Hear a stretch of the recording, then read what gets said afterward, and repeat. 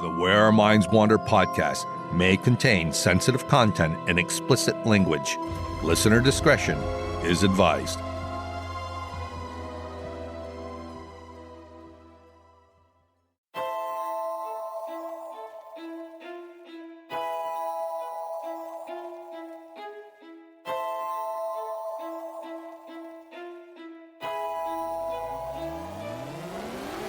Greetings, fellow wanderers, to the places our minds wander. The house at the end of the dirt road, where disembodied voices whisper and strange sounds make the living shiver. Where shadows lurk at the edge of the woods, just outside your back door. And mysterious lights speed beyond reason across the clear night sky. Odd events throughout time that lead you down the rabbit hole. I'm Wes. And I'm Beth. And this is Where Our Minds Wander. Hello and welcome to Where Our Minds Wander, all you fellow wanderers. Thank you for joining us. Hello, everyone. Well, we hope you're all having a good week. We've had an excellent one so far. I've spent a lot of time in my brand new crafting area that you put together for me. Well, I'm glad you're enjoying it.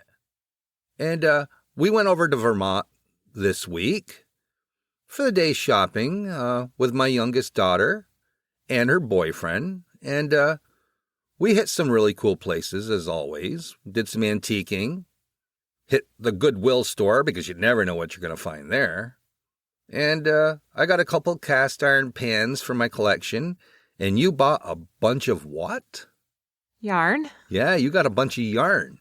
So she came home with so much yarn that we had to put together a craft room for her. Oh, yeah, that's how it happened. It's exactly how it happened. Can I tell the real story now? Go right ahead. I have a lot of crafting supplies because I do all kinds of crafts, and they were stashed all over this house in various closets. And I had mentioned that it would be nice to have kind of a permanent crafting area, and that's why you put it together for me, not because I came home with a bag of yarn. Well, I think the real reason is that I got tired of seeing it sitting on the chairs in the sitting room. It was becoming quite cluttered, where nobody could sit in the sitting room because it was full of yarn. Well, look at it this way. Now, since my crafting area is in your gaming room, we'll be able to spend a lot more time together in the same room. Oh, yay. That's awesome. Well, I know who's not going to mind you being back there all the time. Your cat Mouse. Our cat Mouse. Your cat Mouse, and she loves you. So she's really going to enjoy that. She has been super extra cuddly lately. So yes, I think she appreciates having me back there. Yeah, so we hit our favorite antique stores, and we went downtown to Church Street. It was pretty nice. Yeah, we had a good day. An excellent day. But there's something that I don't understand. What's this obsession with Olive Garden? I mean, what the hell? The salad was great, the breadsticks, and I think that's why everybody goes there. The food's okay. But the never-ending garlic bread and the salad and soup, that was more worth the price. It was a good appetizer round of soup and breadsticks and salad. I didn't have any salad, but the rest of it, not so much. Yeah, I gotta say, I'm not so impressed. I don't see why everybody's like goo-goo over Olive Garden. I don't know. Well, that was it for our week so far. And you're probably all wondering what we're going to be talking about tonight. And we're going to tell you in a minute. But first, we're going to go over our spiel about our TeePublic store. Go check it out. And leave us a comment on Spotify or Apple or your favorite listening platform so we can move up the list so more people can follow us. And, you know, we're more visible so we can get more listeners. Because we love all our listeners, but we sure would like some more also.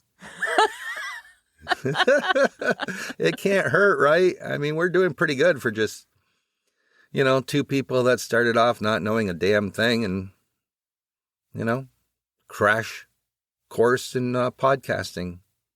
two old farts that had a couple drinks a couple years ago in our living room, and we said, hey, we should have our own podcast. Well, I think great things come to you when you're drinking moonshine.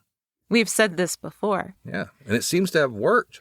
While I was getting all my stuff out of all the various closets, I came across some of the old notebooks that I kept when we first started the show. And I showed you this the other day. I'd found 2 pages of notebook paper filled front to back with all the possible names for our podcast. Some of them were not so great. No, looking back now, they were pretty bad. They were. But it was kind of funny to be like, oh my gosh, I remember that night sitting there trying to brainstorm all the different names. I know, and this one just fell into our lap, more or less. It was something that you had began working on, not as a podcast, but... No, I'd had a blog years ago. Right. And we just changed a couple pronouns, and here we are. Yeah, and it worked out perfect, because my mind's always wandering. As long as it's just your mind. And you wander back home. I don't go far from home. I'm pretty much always around. I mean, retired life's not bad. I mean, you always know where to find me. This is true. So with that said, let's get into tonight's stories. For tonight's episode, Beth's going to start us off with a mystery, and then I'm going to tell you about some haunted bathrooms across the U.S., and abroad. So, if you're afraid to go pee, if you're like pee shy, standing next to other people, or perhaps you think, maybe that the dude that's standing in the corner that gives you a little soap and, wants a tip after you take a leak. Where are you going with this? They had him in Montreal. Yeah, they have bathroom attendants. That's the dude. Yeah. That's kind of creepy. It's like, don't stand there and wait for me to tip you after. I did all the hard work. I'm the one that had to pee. You just stood there.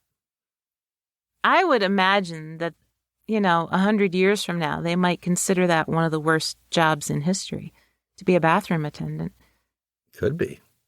Especially these days. You never know what you're going to see. Probably the same things you would have seen 10 years ago. I don't think the equipment changes too much. Well, if you have a fear of bathrooms, this one's sure to give you the creeps. Sounds like a plan. I know. So, as always, sit back, get comfy, and Beth's going to start us off, as always. Why are you looking at me? Because you said it with a little tone to your voice, like you were jealous or something. You can go first if you want. No, I'd rather go second. Okay. The Bermuda Triangle. Now, there's a place that has been part of our nation's paranormal canon for decades. Hardly anyone can make a list of paranormal hotspots without including it. With over 50 missing planes and 20 missing boats, many of which disappeared without explanation and under strange circumstances, it has taken on the mantle of one of the most dangerous places to travel. But the fact is, the Bermuda Triangle, which stretches from Miami, Florida, past the Bahamas to Puerto Rico, and then north to Bermuda, and then southwest back to Miami, doesn't really have any agreed-upon boundaries. But it is one of the busiest routes for both planes and boats in the world. Statistically, due to the amount of traffic, it doesn't have any more accidents or disappearances or wrecks than any other busy route. Those who research the Bermuda Triangle or have studied the disappearances from a scientific standpoint point out that the constantly changing weather and strong ocean currents are most likely to blame. Many say that pilot error is also a major factor. But let's be honest. There have also been reports from pilots that just don't make sense.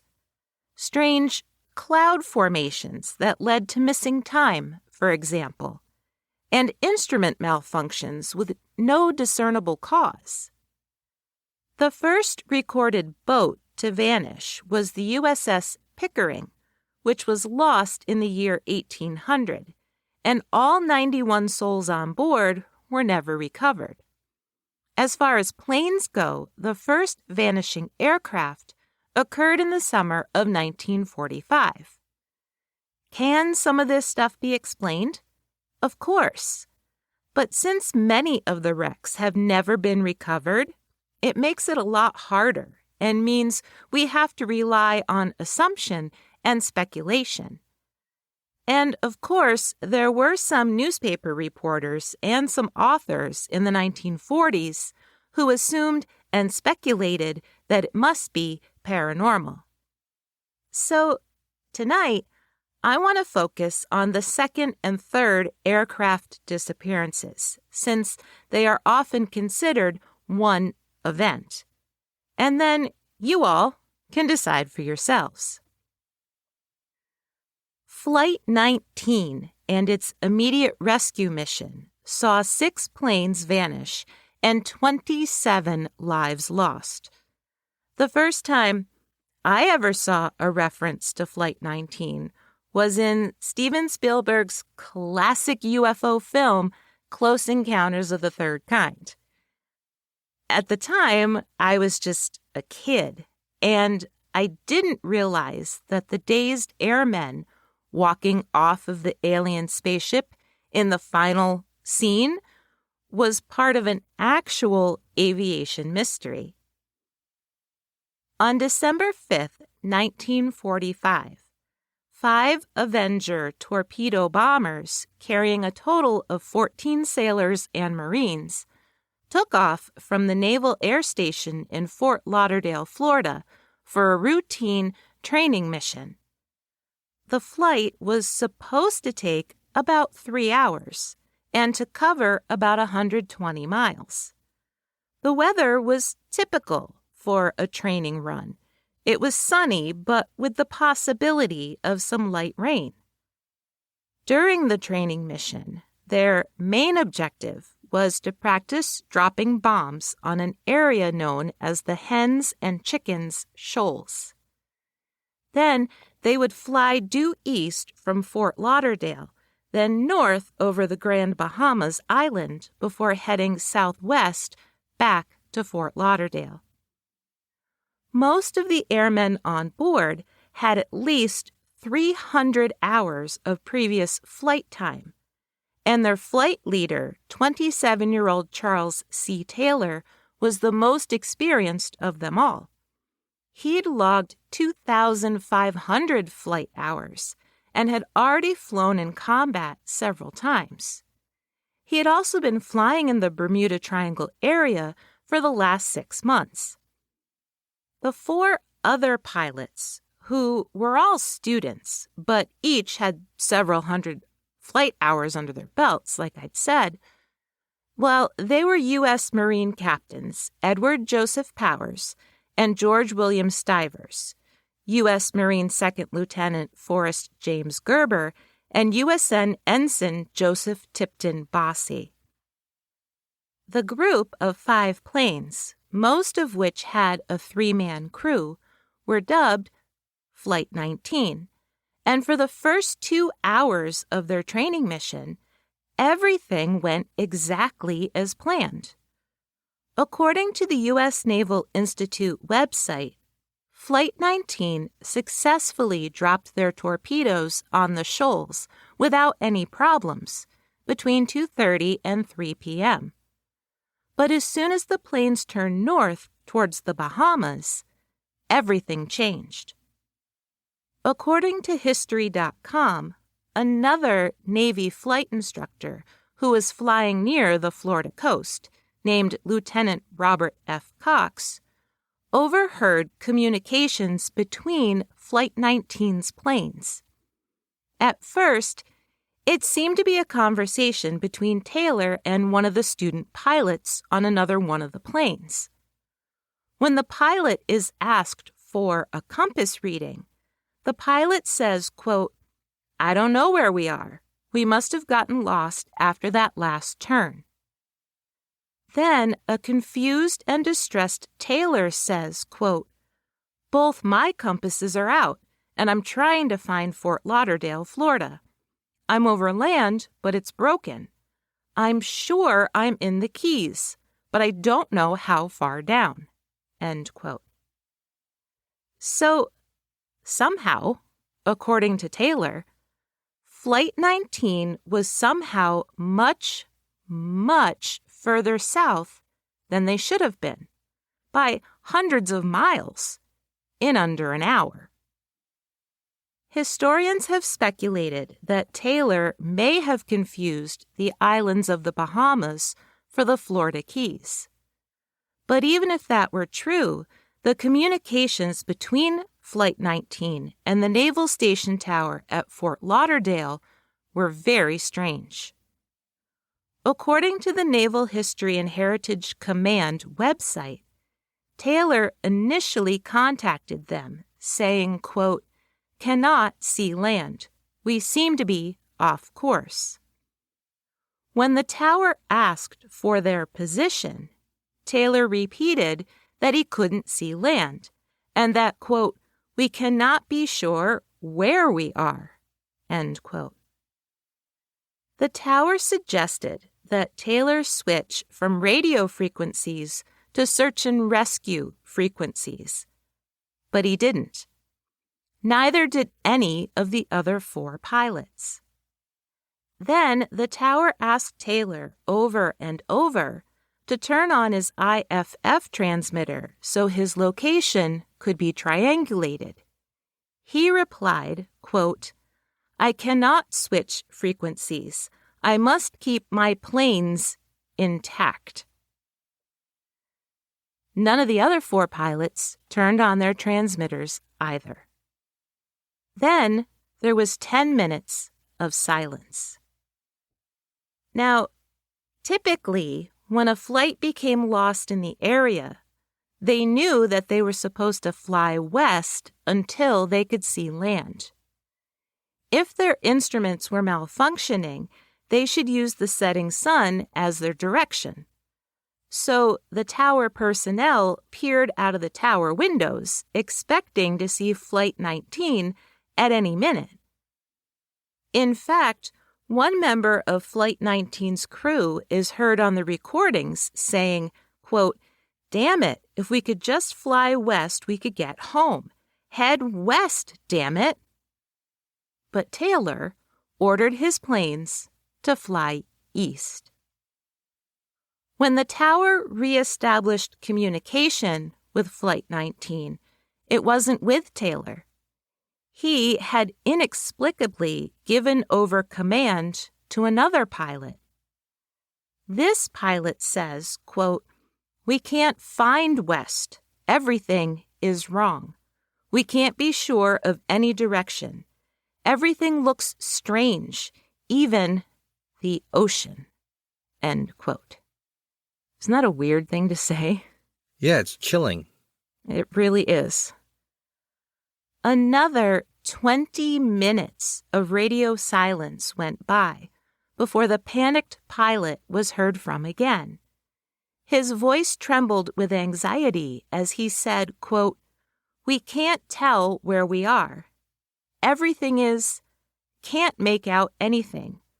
We think we may be about 225 miles northeast of base." For a few moments, the pilot then rambled incoherently before saying, quote, "It looks like we are entering white water. We're completely lost."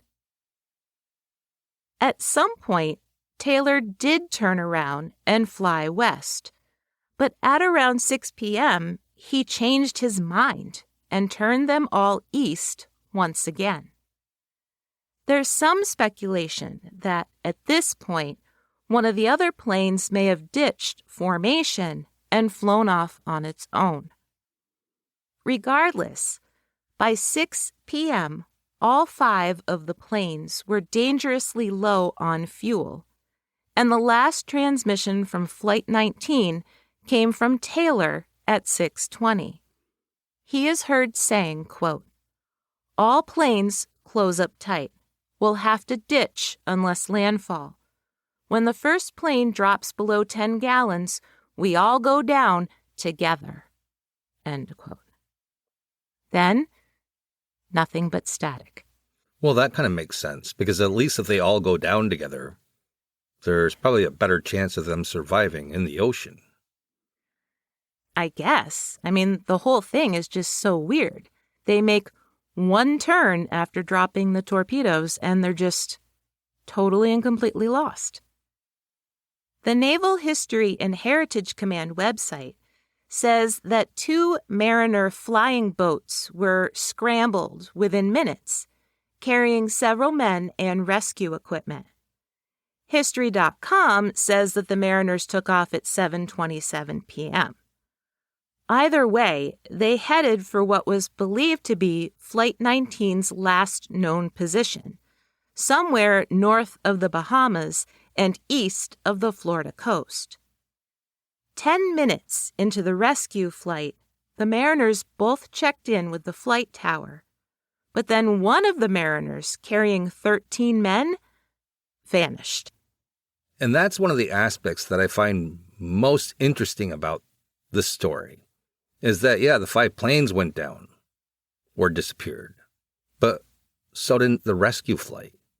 That's just darn creepy. Yeah, and I mean, I have to say, I will point out that, a lot of websites or the story is that the rescue plane went out and it went down. There was actually 2 Mariner flying boats that went out. The other one returned. Right. But it was one of them that went down.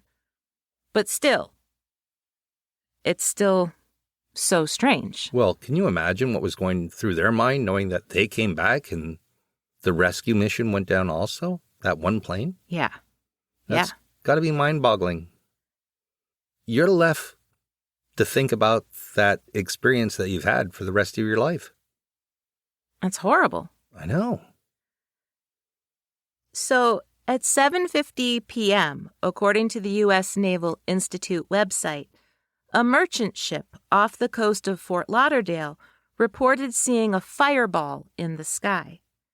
Captain Shauna Stanley reported unsuccessfully searching for survivors through a pool of oil and aviation gasoline in the water.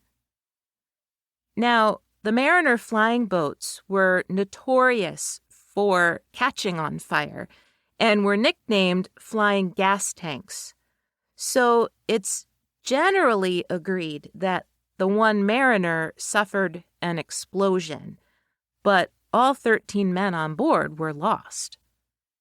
At this point, the weather had deteriorated and it was dark out, so the Navy had no choice but to wait until the next morning. That following morning, the Navy launched a 5-day search and rescue mission, which included 300 boats and aircraft, which combed 300,000 square miles. Not a single piece of debris or any body from Flight 19 or that Mariner rescue plane were ever found. That's 6 planes and 27 men. The official Navy report was 500 pages long, and it relied heavily on conjecture and best guesses. The investigators speculated that Taylor likely mistook the Bahamas for the Florida Keys, and they continued to fly in confusion until they ran out of fuel.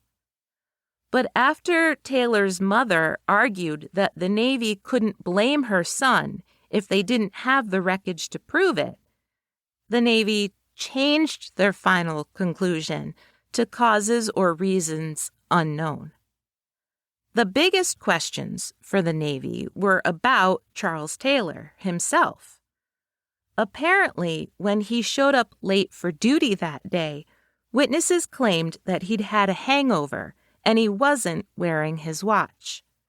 Since part of the training mission was designed to help the pilots with dead reckoning or judging elapsed flight time, it was imperative that each of them be wearing a watch. Plus, he allegedly told commanding officers that he didn't want to lead the mission, saying, quote, "I just don't want to take this one out," end quote. Those who wish to put further blame on Taylor also point out that he had previously ditched not one plane, but two during prior exercises. But what about the other 4 pilots and 13 men in Flight 19? It's kind of strange that none of the other 4 pilots turned on their IFF transmitters when they were told to. There's no explanation for why none of them switched to the search and rescue frequencies when they were told to do that either. But strangest of all, none of them seemed to have any working compasses. The simple explanation was that some of them had tried to tell Taylor that they were headed in the wrong direction, but they were conditioned to follow orders, and that's what they did. Over the years, there have been several times when wreckage divers have thought that they'd found at least one of the 6 planes. While searching for the Space Shuttle Challenger debris off the coast of Florida in 1986, in the course of 6 months, divers found 13 shipwrecks and 2 airplanes.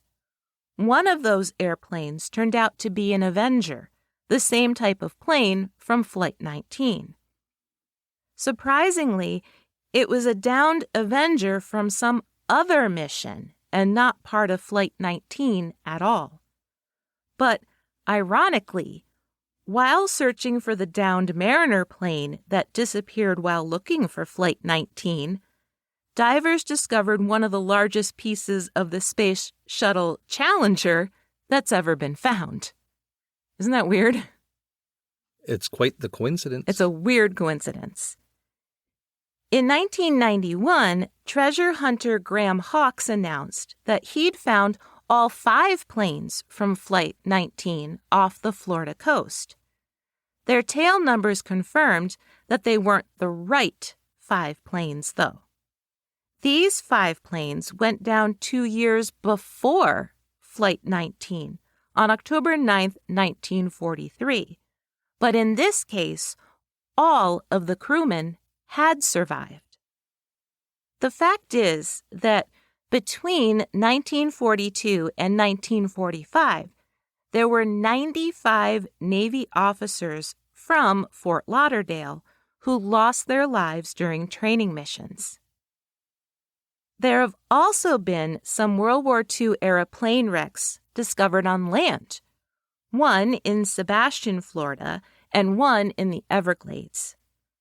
The one in Sebastian, which was discovered in the 1960s, was said to still have 2 bodies inside the wreckage. Initially, the Navy said that the plane was from Flight 19, but after concluding that there wasn't enough evidence to confirm that this was true, they recanted their claim.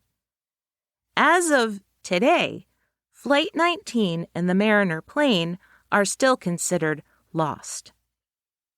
So, to circle back to my introduction to Flight 19, Close Encounters of the Third Kind, I haven't seen that movie since I was a kid, but researching this story, I rewatched the opening scene the other night while I was waiting for you to cook dinner, actually. Nice. And for those of you that have maybe never seen Close Encounters of the Third Kind, in the opening scene, the 5 planes are discovered in the Mexican Sonoran Desert, and they're in pristine condition, and they have full fuel tanks, but all the crew is missing. At the end of the film, which is the part that I distinctly remember from my childhood. When the UFO mothership lands on Devil's Tower, well, they don't land on it, they land inside it in Devil's Tower in Wyoming. The hatch opens and the aliens release all of the people that they've abducted over the years. So the pilots come off the UFO. I know, I've seen it. Well, so but before I get back, I'll get back into the story in a second. But when I was a kid, I was so enamored by this movie. I thought it was the coolest thing I'd ever seen. So fast forward to adulthood, and when I traveled cross country, when we came around the bend in Wyoming and I saw Devil's Tower for the first time, I was just like near tears. I was so excited because there it was in real life, like right in front of me. And, you know, Richard Dreyfuss molding it out of the potatoes. Yes. And okay, so it was a big moment for me. But then I discovered there is no inside of Devil's Tower. It's flat on top. There's no inside. Mm-hmm. So that kind of crushed my childhood, you know, dream of, because you're looking at me like I'm crazy. No, I'm just thinking that for all those wanderers out there that haven't seen Close Encounters of the Third Kind, you just ruined it for them. Dun, dun, dun, dun, dun. Yeah. It's like, yeah, go ahead and watch it. But here's, we're going to tell you the ending. Okay, so anyway. Spoiler. Sorry, everybody. So in the end of the movie, when the UFO opens up and the 7 Navy airmen come out, they're dressed in World War II era uniforms, and they're the first ones to step off of the UFO. And they ask the first guy what his name is, and he says that it's Captain Frank Taylor, not Charles Taylor. But Spielberg's idea that aliens had abducted Flight 19 became both iconic and legendary, adding another layer of see how excited I was? Layered. I hear you. Adding another layer to the mystery of Flight 19 and to the Bermuda Triangle. Yeah. Well, the film was awesome, especially back in the day. And it's good that they bring attention to where more people will watch or take part in researching about the Flight 19 tragedy. Yes, hopefully they realize when they see it that it's actually a true story. Right. Not like me, where I didn't understand that it was an actual mystery. Well, I've always liked stories about the Bermuda Triangle, among many other triangles that are out there now. Yes. Because there's quite a few. A lot of them start with B. Bermuda, Bennington. Yeah. There's another one that starts with B. Bridgewater. Exactly. Yes. Yeah, I don't know. I've always found them fascinating. But, I look at it this way. They're over oceans. And, it's no wonder they don't find any wreckage. I mean, once you hit the water, everything breaks apart. Are you going to find bodies? I mean, look at everything out there that will eat a human body, among other things. So I wouldn't expect to find any bodies. And as far as planes go, I mean, you would think that there would be very little of them left. Well, yeah. And I mean, like I'd said before, they're looking for the Challenger.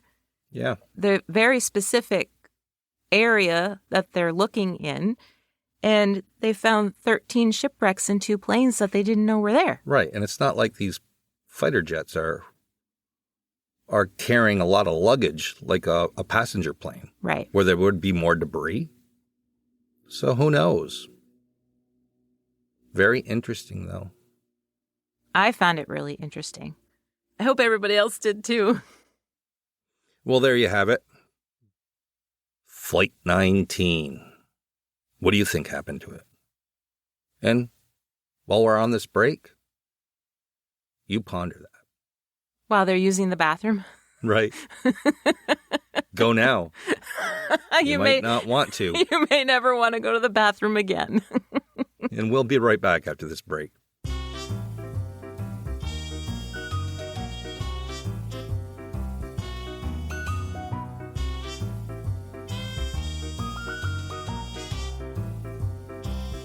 Hey, did you know?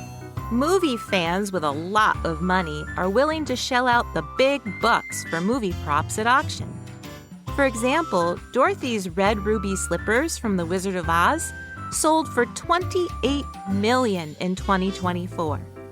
A rosebud sled from Citizen Kane sold for $14.75 million, and the dance floor from Saturday Night Fever brought in $1.2 million in 2017. Darth Vader's helmet and mask from The Empire Strikes Back sold for $1.1 million. The infamous door from Titanic, which was made out of balsa wood, went home with one lucky bidder for almost $719,000. And Indiana Jones's fedora from Raiders of the Lost Ark fetched $524,000. Who'da thunk it?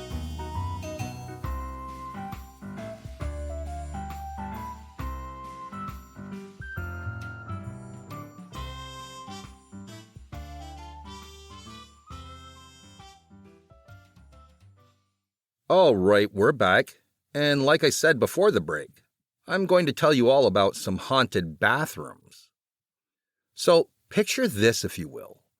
Imagine you've gone into your bathroom to brush your teeth before bed. As you stand in front of the mirrored medicine cabinet brushing, you suddenly have this awful feeling that something is watching you. The only thing behind you is the tub with the shower curtain partially closed.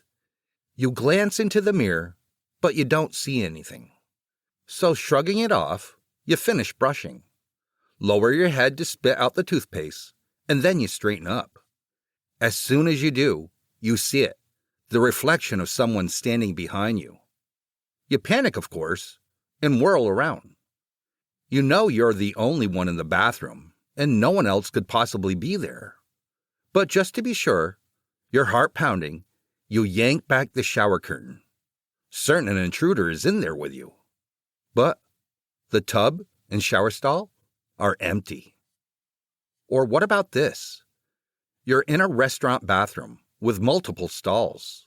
As you do your business, the lights begin to flicker. Then the bathroom door swings open and you hear the sound of someone else coming in. They enter the stall next to you and close the stall door. But as you glance over, you don't see any feet. You decide to sit and wait, and pretty soon, the stall door opens and you hear footsteps leading away towards the swinging door. At the last second, you open your stall door, but at the exact same moment, the lights flicker again. The door swings open and shuts. But there's no one there. Your heart is pounding, and full body chills wash over you as you wonder what just happened. Now, let's face it, bathrooms are meant to be private places. It's one of the few places in your home where you truly want to be alone, at least most of the time. And public bathrooms are weird anyways. Having to do your private business in earshot of others, if you're a female, and in view of others if you're a male. But I'm sure many of you have been in bathrooms where the vibe just didn't seem right, and you wanted to get out of there even faster than usual. I have a couple bathrooms around here that I've had that kind of feeling. Well, I can imagine so, since bathrooms are like your second home. I do visit a lot of public restrooms. Well, like I said before, you probably know every bathroom in pretty much every state. Well, I don't know about that. I thought you were going to say every store in our town, which might be accurate. Well, yeah, that you do. Yeah. But there's the old Y on the base, or is it the base gym now? No, it's the Y. Well, it used to be the old base gym, and now it is the Y. Okay. So in there, you have to go downstairs to go to the bathroom. And I've always found it incredibly creepy. Like there's tons of people down there when there's absolutely no one. I don't like that one. And then the other bathroom that used to really creep me out was on the college campus, and it was in Champlain Valley Hall, which used to be the residence for the nurses that were training at the college. I know the very building. Well, the bathroom in there was super creepy because it was always very dark and narrow, and it still had the old radiator, which by itself is not creepy. I grew up with radiators. But something about that bathroom, I used to go in there and be like, something doesn't want me in here. And I do my stuff as quickly as possible and get out. Well, I feel for you, but I can't really relate because I've never had anything odd happen in a bathroom. I mean, I know that we've all probably woke up in the middle of the night and went into a dark bathroom and kind of went by the mirror thinking, Jesus, am I going to see something? But it never happens, at least not to me. Well, that's good. So, as you can imagine, it's no wonder horror movies have taken the ghost in the bathroom scenario to all different places, using bathrooms over and over as a stock horror movie location. But there are actually quite a few actual haunted bathrooms in the world, and so tonight, I thought I'd take a look at them. Now, just before I start, some of the places I'm going to talk about are haunted buildings with ghosts that roam all over the place, but I'm just going to focus on the bathroom ghost. So, Beth, it's a bit funny that you mentioned a building on the college campus, because the first haunted bathroom that I want to talk about is at Fordham University in the Bronx. Fordham University, just for a little context, was one of the places where the Exorcist movie was filmed. But back in 1751, the original structure there was a private residence called Rose Hill Manor, and it was built by Benjamin Corsa. Martyrs Court, which includes 2 freshman dorm buildings, is located on the Rose Hill campus. And that's where the haunted bathroom is, in one of the dorms. It was around 2015, on the morning of October 30th. According to a New York Post article, freshman Monica Fafal woke up unable to move. Suffering from sleep paralysis, Monica tried to call out her roommate's name, but she couldn't. As she looked up at the ceiling, struggling to regain control of her body, she saw a, quote, white long figure appear with no face, and white long clothes and long hair. And I felt like I was being choked, end quote. Eventually, the sleep paralysis faded, and Monica was able to move. But a few days later, one of her dorm mates was in the communal bathroom. She was in there alone, and there were no open windows. Suddenly, a, quote, piece of toilet paper started floating on the ground in a circle and slammed back down. And fellow dorm resident Bella Wood's room was right next to the bathroom. She said in a Fordham Ram article that her dorm room door used to open and shut by itself all the time. The residents there think that the ghost is a little girl. At least that's the apparition many of them have seen. She has blonde hair and likes to hide behind the shower curtains. The girls were so freaked out by their paranormal activity that they alerted the RA, who then called campus security.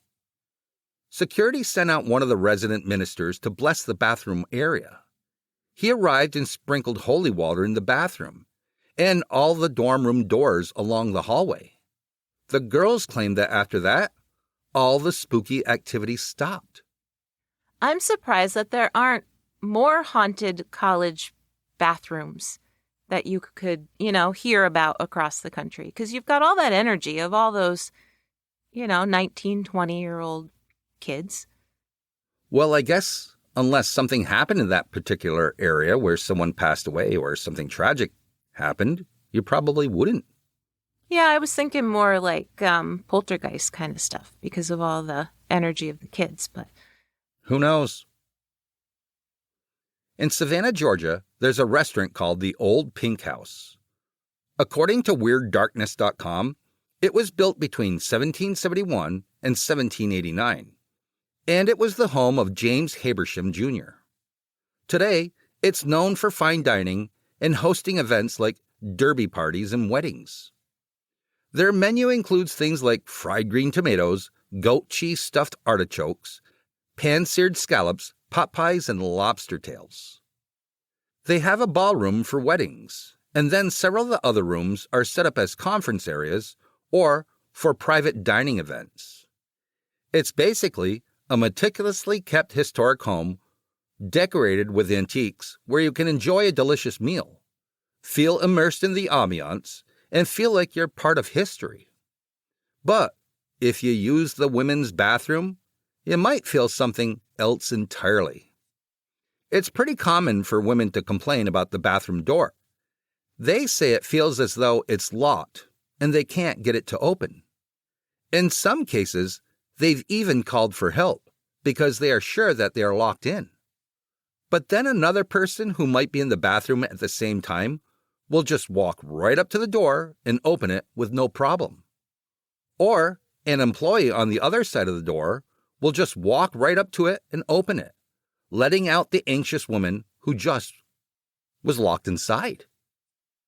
Thinking that it was just a faulty locking mechanism, the owners actually removed the lock from the outer door, only to have the same problem continue. So imagine the feeling of being locked in by a door that doesn't have any way to lock. That would be a little creepy, I think. Panic-inducing. Yeah, it could be. Speculation at the Old Pink House is that the bathroom ghosts are the spirits of enslaved children who may have died on the property from yellow fever. The spirits are either children playing an innocent trick on the living, or they consider the bathroom their space, and they want everyone to stay away. As if a locked door isn't unnerving enough, at the Lemp Mansion in St. Louis, Missouri, there's a peeping Tom ghost in the ladies' room. Now, the entire Lemp Mansion is notoriously haunted, including the basement that is sometimes referred to as the Gates of Hell. But since I'm only focusing on the bathrooms this evening, I'll keep my focus on that specific space. According to Legends of America, Johann Adam Lemp arrived in St. Louis from Germany in 1838. He built a small grocery store where he sold all the usual grocery items, plus his homemade beer. It was a pale lager that became instantly popular, and before long, he went into the brewery business. Soon after, he needed to expand, and he used a limestone cave for storing his lager. The beer was so good that it won first prize at the St. Louis Fair, and before long, Lemp converted 5 city blocks into his brewery. He was quite wealthy at this point, and his 33-room mansion was built in 1868. According to HauntedHouses.com, the Lemp children were rather spoiled, and after the death of his father, by suicide, William Lemp Jr. took over control of the company. William Jr.'s wife had a weekly spending allowance of $1,000. It was also well known that William Jr. was a womanizer with many mistresses. But their lavish lifestyle caught up with them, and in 1922, William Jr. sold off the brewery right before the death of his sister. Suffering from depression, William Jr. took his own life in the first-floor office, the very same room his father committed suicide. His former private bathroom is now the ladies' restroom in the mansion. Many women who have used the bathroom have reported a man coming into the room and peering over the stalls at them. When they inform the mansion staff of the pervert wandering around in the bathroom and describe what he was wearing, well, it sounds a lot like William Lemp Jr. But the next bathroom that I'm going to tell you all about is different, because it's always just been a public bathroom building. According to stpetersghost.com, the public bathroom, known as Comfort Station 1, sits on the corner of Beach Drive and 2nd Avenue Northeast in St. Petersburg, Florida. Built in 1927, the Romanesque Revival-style stone building has been nicknamed Little St. Mary's because it looks like it could have been part of a church. It has that Gothic look to it. It's curved, and each of its windows has metalwork details. Now, the funny thing is, even though it was always intended to be a public restroom, the architect Henry Taylor designed it as a prototype for the actual St. Mary's Church, which was built 2 years later. As far as haunted bathrooms go, Comfort Station 1 sounds like the most haunted one of them all. To begin with, according to nightlyspirits.com, it's not uncommon for someone to walk into the toilet section of the station to several of the stall doors swinging back and forth, as if several people have just left at the same time, even though you would have to pass them on your way in. Another common report is that the temperature inside the bathroom will suddenly drop and the mirrors will fog up as if someone is breathing on them. Then they will suddenly clear as if they've been wiped clean. The majority of the really creepy stuff tends to happen in the women's half of the station, like the time a tourist and her sister stopped by the station so she could use the facilities. Her sister stayed outside to wait, and the woman went in alone.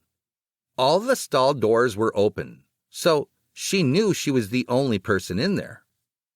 After choosing a stall and closing the door, she heard a voice in the stall next to hers. Thinking that it was her sister, the lady responded. But when the voice, which was crackly and old-sounding, said her name was Agnes, the woman knew instantly that it wasn't her sister. Then Agnes said she'd, quote, been there a long time. Thoroughly confused, the woman looked down, still hoping she'd recognize her sister's shoes in the next stall. Instead, the shoes she saw were brown and old, like 100 years old. At this point, the lady rushed out of the stall, and as she passed the one directly next to her, she was even more chilled to see that it was open and empty. She ran out of the bathroom and told her sister everything that just happened. Her sister insisted that no one had gone into the bathroom after her or came back out. Other visitors to the bathroom have reported feeling watched and have actually seen odd things reflected back at them in the mirrors, like shadowy faces. Some of these faces have even growled aggressively before disappearing. Okay, can I interrupt for a second? Oh, go right ahead. We've already established that I am a woman who frequently uses the bathroom. And I don't find it very comforting that most of the stories that you're sharing about these hauntings take place in women's bathrooms. Like, why doesn't this stuff happen in men's rooms? I have no idea. Maybe because women sit there longer. More of an opportunity. Right. Perhaps I should get you some earplugs and one of those, things you put over your eyes when you sleep at night. Oh, that'll really help me out. I know. See nothing, hear nothing. You're in and out. Wipe nothing, lift up nothing. Right. Well, to make you feel better, there's actually at least one haunted men's room in Chester, England. It also happens to be a public toilet, separate from any other building. According to MikeSorota.com and CheshireLive.co.uk, the men's public toilet at Fordsham Street in Chester is haunted by a rather tormented spirit that people refer to as Bleeding Tom. Reports from witnesses said that they've gone into the empty building to use the urinal, and when they begin to relieve themselves, they catch sight of a young man standing in the corner. First, they're a little upset that he's just standing there, but second, they know he wasn't there seconds before and can't figure out how he could have gotten there without passing behind them first. He's rather pale except for his eyes, which have an intensity to them that doesn't feel quite right.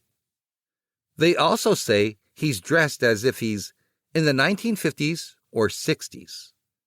But most distressing is the razor blade that they say he's holding in his right hand, and the blood dripping from both wrists. The speculation, of course, is that the young man passed away in the bathroom or close by, although no one has confirmed any such deaths. In 2011, when the bathroom was renovated and updated, locals hoped that Tom's spirit would move on. But according to the rise in reports, the changes only made Tom's apparition show up even more. So, you think the women's bathroom is bad? I take it back. You don't have a person with slit wrists with blood dripping from them. No, I take it back. But perhaps we could send it to the women's bathroom. No, that's all right. Thank you. And then there's another haunted men's room in York, England. This one is inside the York Arms pub, and the ghost is rather surprising. It's not a former pub owner or bar wench. It's a nun. Trying to find any historical info on the York Arms pub was tricky, especially since it's been closed since 2019. Originally, it was part of a 7-unit row house that was built in 1838 to house canons of the York ministry. These canons, or clerics, were initially housed near a cathedral in order to run the church's daily life. They lived with minimal belongings, refusing to take part in the trappings of wealth. Today, a canon is still connected to a cathedral, and they are more commonly members of the clergy. There is a group of canons tied to each cathedral, and they are headed by a dean who oversees the administrative and legal duties of the church. So, originally, there were canons or clerics living in the building that housed the York Arms pub. In the 60s and 70s, the building housed several different coffee shops. And then in the late 1970s or early 80s, it became a pub, the first gay pub in York, actually. Reported ghost sightings at the York Arms began in the 70s, and especially in the men's room. The lore is that a Grey sister or nun became pregnant. Hoping to hide the situation, this nun was bricked up behind a wall inside the building until she died. Her restless spirit still searches for her lost baby to this day. That's a lovely legend. Geez Louise. I know. Now, there doesn't seem to be any way to easily verify or dispute this story, but people have seen the apparition of a gray nun all over this area of York. There's one story that was mentioned in On magazine, that during renovations, the apparition of a gray nun appeared in front of the landlord while he was in the middle of painting. Alarmed, he actually threw the paintbrush at her. As it passed through her, she sneered at him before disappearing.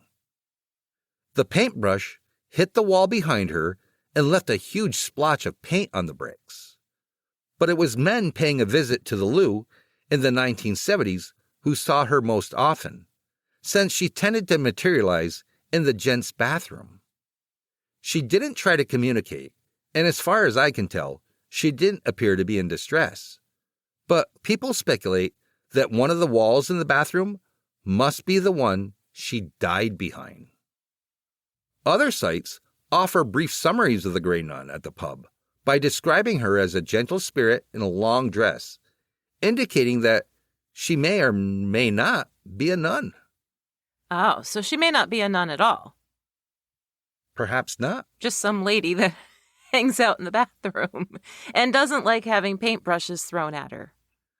Right, so, we call a man a peeping Tom. What do they call a peeping woman? They don't have a name for it. Do women peep? They must peep.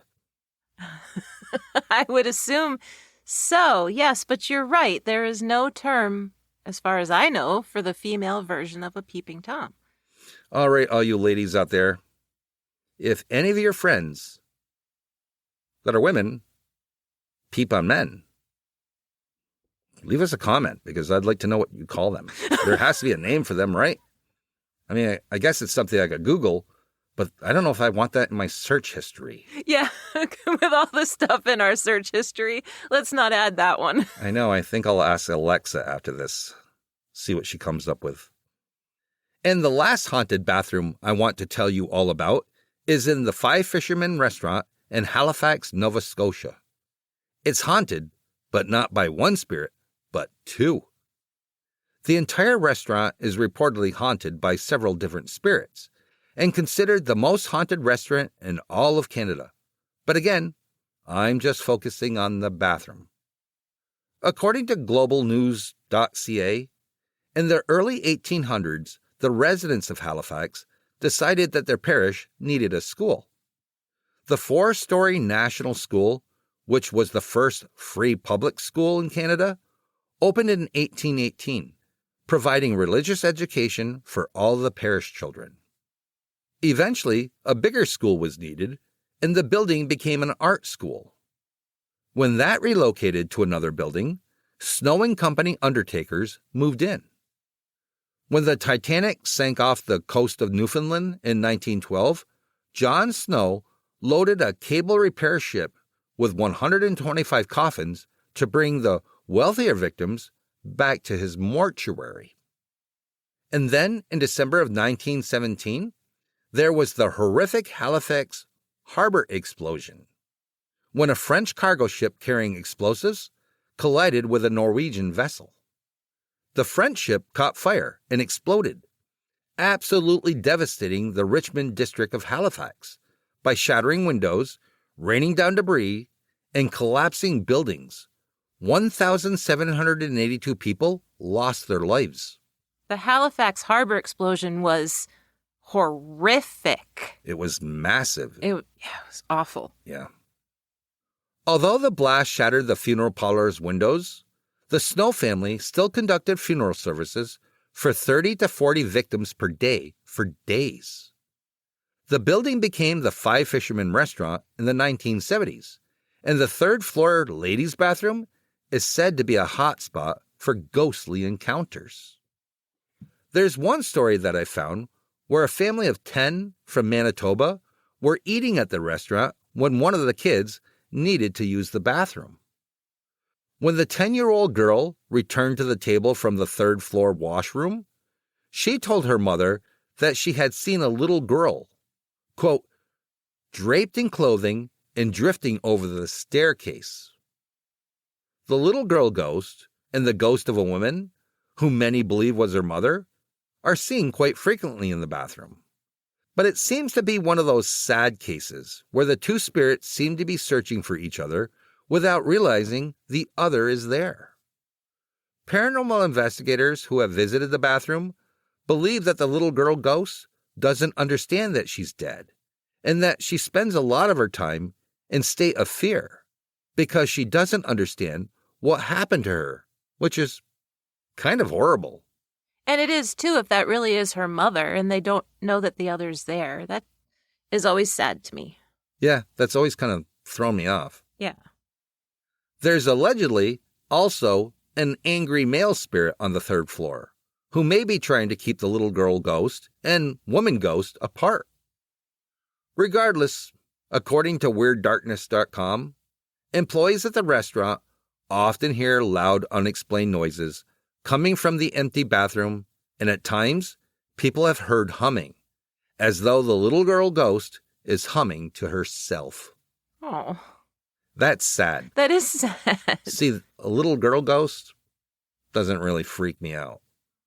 Unless she has bleeding wrist. That would be another layer of horrific, yes. Yeah, I'd be out of there. With your pants down around your ankles. Nope. I would just pull them up. Oh, okay. So, I guess with that said, I'm kind of sorry to end on a bit of a sad note.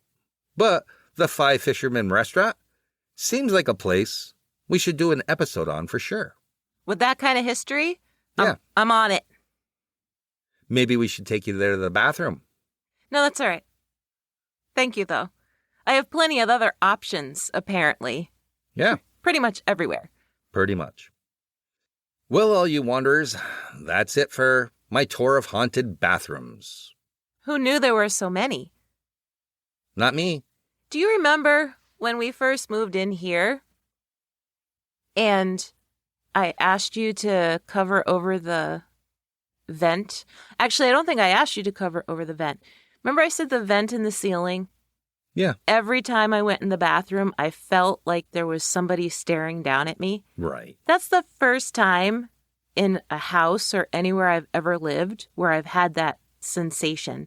And as an adult, I tried to rationalize it every time I was in there, and I kept thinking, oh, I'll just get used to it and that feeling will go away. But it didn't go away until you plasticked it over, and now I don't feel that way anymore. Yeah. I think perhaps if anything was up there, it was a squirrel or possibly a bat. Well, this is true. I think it was just freaking you out. I don't know what it was. It was very strange. But I have been in the bathroom before and see shadows go by from underneath the door, which was rather weird. Yes. Because I tried to debunk it, and I couldn't. Right, because it can't be cars because we're up on the 3rd floor. Right. So it can't be car lights going by. Or a plane. It wouldn't have shown that kind of shadow going by. Not even a bird would reflect in that far. Right. So I don't know. And you had said you hadn't had any creepy bathroom experiences, and now you just remembered one. Well, that didn't happen in the bathroom. I was in the bathroom, but it was on the outside of the bathroom, on the other side of the door. So I don't really like. Doesn't count. No, like if I looked into the mirror and saw something written or standing there, that would be a little freaky. Right. I mean, a lot of people have that fear of closing the shower door or closing the shower curtain, not knowing what's going to be standing on the other side waiting for them when they get out, or what might grab them while they're in the shower, bending down to do their hair. That is quite the fear, I think. Bending down to do their hair? Yeah. I mean, like when I'm, rinsing my hair, I usually bend over and put my head underneath the shower, stream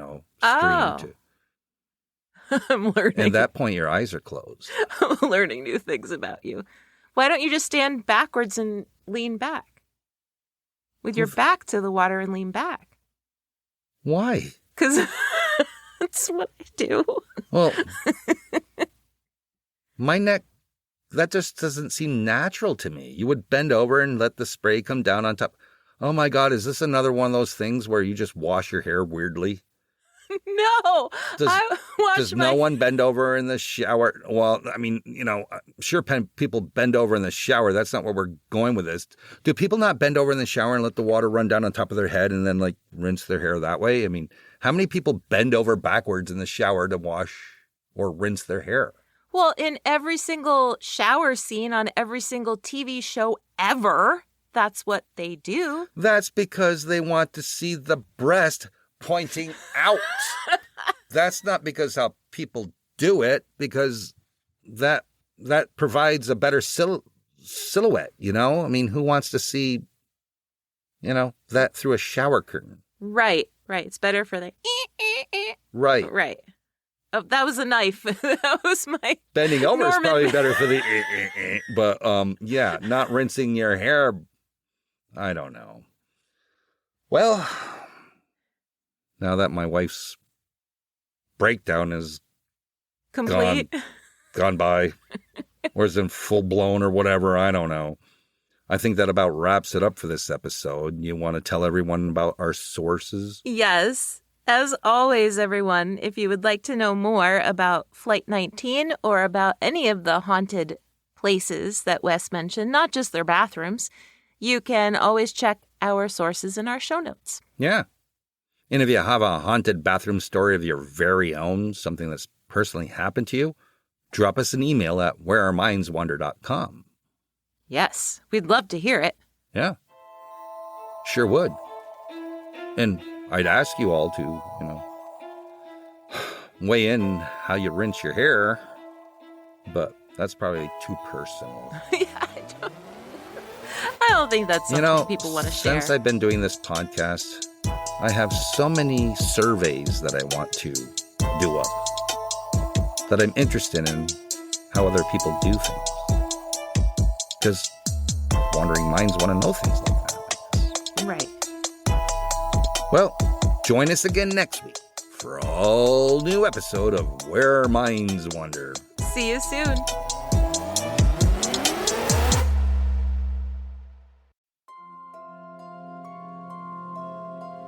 Thank you for joining us. We look forward to traveling with you again to the places where our minds wander. If you like what you heard, please take a moment and provide us with a 5-star rating and a comment on your favorite listening platform. It really helps us move up the list and become more visible on the podcast charts so new people can find us. And thank you all for your continued support. See you next week for an all new episode.